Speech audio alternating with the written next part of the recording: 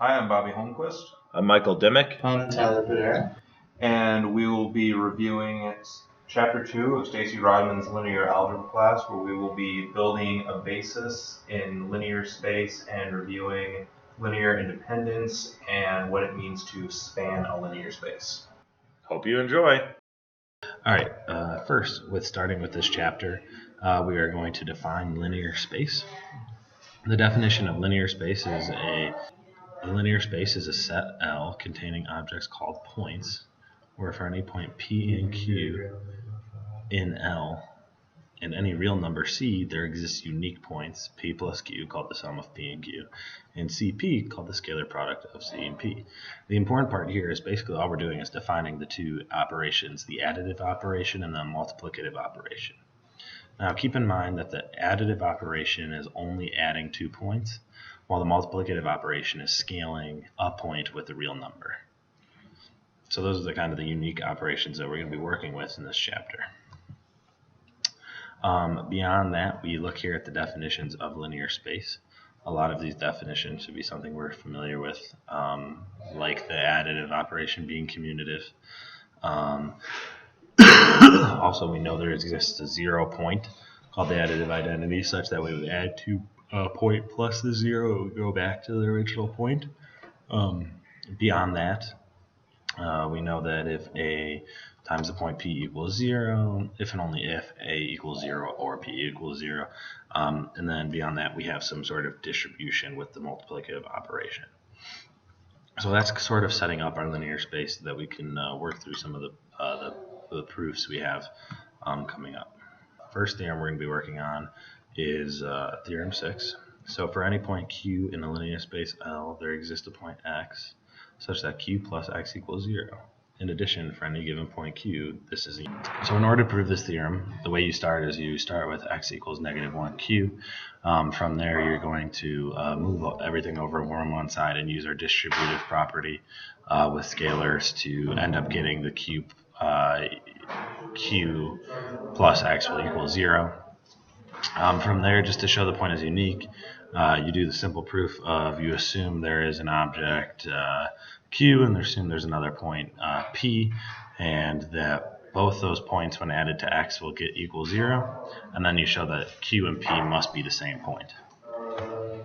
As a result from this proof or this theorem, what we actually end up getting is the additive inverse. So instead of something, the additive inverse of Q would then be negative Q, and we now have that. We know that is true for all linear space.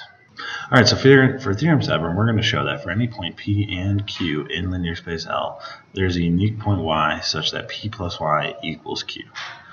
To do this theorem, we're going to originally start out with Y equals P minus Q. And then from there, we'll show that it is in fact true that P plus Y will equal Q, using our axioms and things like that.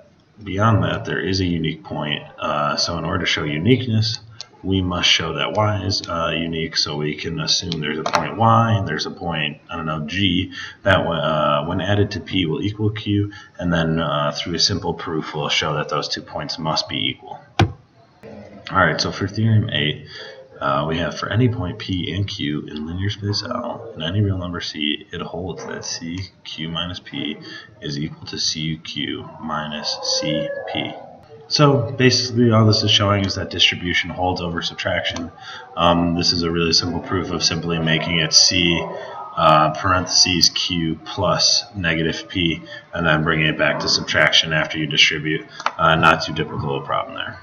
Alright, now for Theorem 9, this could be one of the more frustrating theorems in our chapter, but we must show that for any point P in linear space L, 1P will in fact equal P. The way we're going to do this is we're going to begin with P equals P, and then we're going to use the additive inverse as well as axiom 6 to show that 1P will equal P. We're going to use the additive inverse to add in a negative 1P. To then eventually show that 1P will equal P. You can have fun solving it in your own home, but I've given plenty of suggestions for how this can be solved. So now we're going to be defining subspace. Subspace is a subset of M of linear space L and is a subspace of L if M is itself a linear space.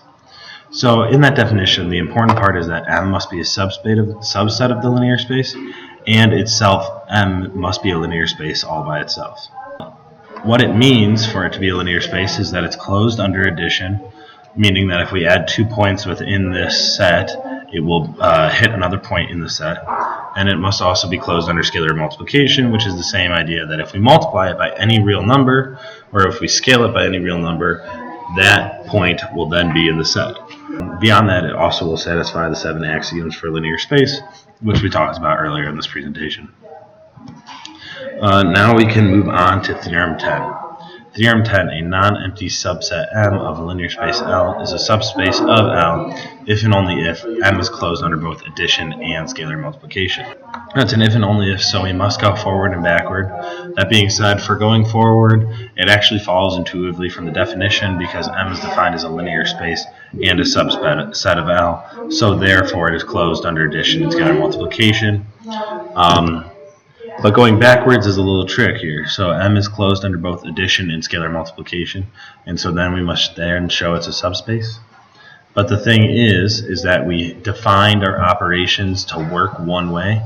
In the beginning of the chapter, we defined addition as adding 2 points and scalar multiplication as multiplying a real number and a point. We then get all the axioms, so we know that M is itself a linear space, and we already are given that's a subset of L, so therefore M is a subspace of L. Alright, now that we've defined subspace, we're going to be defining linear combination. A linear combination is a point P of a point P is said to be a linear combination of the points P1, P2, Pn. If P were to equal T1, which is just a scalar in the real numbers, plus P2, all the way to Tn, Pn, for some choice of real numbers I, or T sub I. Alright, next we're going to define the span. So the set of all linear combinations of the points in the set P1, P2 to Pn is called the span of S, and it's written as S. It's written as span of S is equal to T1, P1 plus T2, P2 plus Tn, Pn, Ti is in R. So basically what we're doing is for this point, we're doing all of the possible, or of this span, we're doing all of the possible linear combinations. So it's a large set for any span. So that means we can use any real number we want, and we can combine the points in any way we want. It's an uncountably infinite set. So a set of S of points in L is said to span L if span S is equal to L. This means that every point in L is a linear combination of the points in S. So that means that a set can span every point in our linear space. Note, again, we have defined span as a noun and as a verb. So to span a set doesn't necessarily, we're just looking at the spanning set of it, so how far it reaches with the linear combinations. If something does span, though, that means that it's going to span all of L. Alright, now we're going to look at Theorem 11 here. If S is a subset of linear space L, then span S is a subspace of L. Moreover, span S is the smallest subspace of L containing S. In other words, any subspace of L containing S must contain span S. When a subspace of L contains S, it must contain span S, since S is closed under addition and scalar multiplication. Then all of the linear combinations we continued within S is closed. It is the smallest subspace of L containing S because if we take away any element from the span S, then it would not be in span S. So that's just a general summary of how you would spend some time proving Theorem 11, though the proof itself could be made more formal. Alright, we're going to keep moving along here, and we're going to move to another definition of linearly independent. Alright, so a subset S, P1, P2, all the way to Pn of a linear space L is linearly independent if every point Q in the span S can be written in only one way as a linear combination using elements of S. More specifically, for any real number A1, A2, and B1, B2 to Bn, A1 plus P1, their linear combinations, if they're equal to each other, will then mean that A1 equals B1 all the way through to AN equals Bn. So basically what it means is that if we have this set within the span, there's only one linear combination that hits every span of the set of S. There's only one linear combination we can make of S that will hit a point in our span. Only one. The definition of linearly dependent is a little bit simpler here, but a subset S is linearly dependent if S is not linearly independent. All right, now we move on to Theorem 12. So if S is P1, P2, Pn is a subset of linear space L, then S is linearly independent if and only if for all real numbers C1, C2, and Cn. It is true that C1 P1 plus C1 or plus C2 times P2 plus dot dot dot Cn times Pn is equal to 0. Therefore implies that Ci, all of the coefficients must equal 0. Alright, so now to prove this, we can assume that S is a subset of linear space L and S is linearly independent. We must show that the coefficients of the linear combination brings us back to the 0 point must be 0. This follows from the idea that there must be one linear combination to reach each point. So therefore, we can easily show that it's true that all the coefficients must be 0 because we've shown the one way, the one linear combination, we can get to 0, and we know there must be one since it's linearly independent. Going the other way, we assume that S is a subset of L, and there is only one way to get back to the origin from the point of S. This implies linearly independence, because if it was linearly dependent, then there would be more than one way to get back to the origin. So since we can get to the point 0, we have this one way to do it, and there's no other way to get to 0, then there is linearly independent because there's only way to get to 0, which is by definition linearly independent. So I'm going to jump in here now to talk a little bit about Theorem 14. Theorem 14 states, let S be a subset of a linear space L containing more than one point. S is linearly dependent if and only if some point of S is a linear combination of the other points of S. So there's a couple things we need to talk about first before we get into the proof. Suppose that your set is linearly dependent. Well, what does that mean? The definition we have of linearly independent is that a subset is linearly dependent if S is not linearly independent. So let's take a look. What does it mean to be linearly independent? It says if every point Q in the span can be written in only one way as a linear combination of the elements of S, then your set is linearly independent. So all the points in your set can be written in a unique way and cannot be written as a combination of the points within the set. So, linearly dependent, there exists a point in the set that can be written as a linear combination of the other points in the set. So we're going to start this proof off by assuming S is linearly dependent and showing that a point in S can be written as a linear combination of the other points of S. So we start with our linear combination of A1P1 plus A2P1, or A1P plus A2P1 dot dot dot ANPN equals B1P plus B2P1 dot dot dot plus BNPN. Now, there exists an A and a B such that AN does not equal BN, because if AN equaled BN and all the other scalars were equal to each other, then this would be the same linear combination, and then we would basically be saying that there's only one way to write a point. So, in this example, we're going to let A1 not equal B1. So now we have a linear combination. Now we subtract the B1P from the right side of the equation to the left, shown right here. And we subtract all the ANPN besides A1P to the right side of the equation.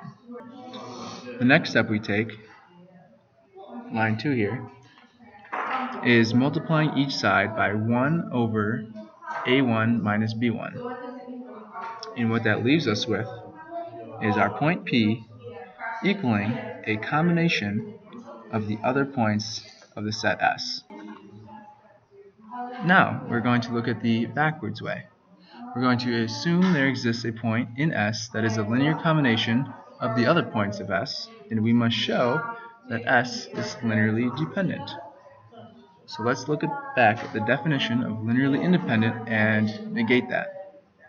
Because as we know, the definition of linearly dependent is if it's not linearly independent. So to be not linearly independent means that you can write a point within the set by using a combination of the other points within that same set. And our assumption says that there exists a point in our set that is a linear combination of the other points. So therefore, we have shown that S is linearly dependent. Let us suppose S is a linearly independent subset of L and P is a point of L not in the span of S. Then S union P will also be linearly independent. We will consider two cases for this proof. Case 1, where A is equal to 0, and case 2, where A is not equal to 0, where A is some constant in our linear combination. So let us define Q as a point written as a linear combination of the points in S union P, and A will be the coefficient on our point P, such that Q is equal to 0 times P plus C1 P1 plus on and on Cn Pn. Well, by our axioms, we know that 0 times P will be equal to 0, so Q can be written as a linear combination of the other points in S. However, this is a contradiction because S is linearly independent. For case 2, which is a little more interesting, where A is not equal to 0, we can write Q as a linear combination of A times P plus C1 P1 plus on and on till Cn Pn. We can rewrite this as negative AP is equal to negative Q plus our C1 P1 to Cn Pn. And then we can divide that negative A over and rewrite it as Q minus C1P1 minus on and on minus CnPn, because we'll distribute that negative through all the way all over A. However, now P is written as a linear combination of the other points of S, which is a contradiction because P was defined as a point not in the span of S. We will define a basis as a finite subset B of linear space L, where each point in L can be written in one and only one way as a linear combination of the elements of B. In other words, B is a basis for L if it spans L and is linearly independent. A proper subset is a subset that contains some but not all of the elements of the original set. This differentiates it from our regular definition of subset, which could include the set itself. For Theorem 16, let S be a basis for L if and only if it is a maximal linearly independent subset of L. In other words, S is a basis for L if and only if S is linearly independent and not a proper subset of any other linearly independent set. If S were a proper subset of another linearly independent set, then there would be points in L that S could not span to, namely those points in the linearly independent set that it is a proper subset of and is therefore not a basis for L. For Theorem 17, suppose S spans L and P is a point of S such that P is an element of the span of S minus P. Then S minus P also spans L. Since P can be written as a linear combination of the points in S without using P itself, P is not necessary for the span of L. Theorem 18. S is a basis for L if and only if it is a minimal spanning set for L. In other words, S is a basis for L if and only if S spans L and no proper subset of S spans L. If S has a proper subset that spans L, then there are elements in S that could be written as a linear combination of the elements of that proper subset, making it no longer linearly independent and therefore not a basis. Theorem 19, or the replacement lemma. Suppose S spans L, Q is an element of L, and P is a point of S such that when Q is written as a linear combination of points of S, the coefficient of P is non-zero. Let S prime be the set obtained from S by replacing P with Q. Then S prime also spans L.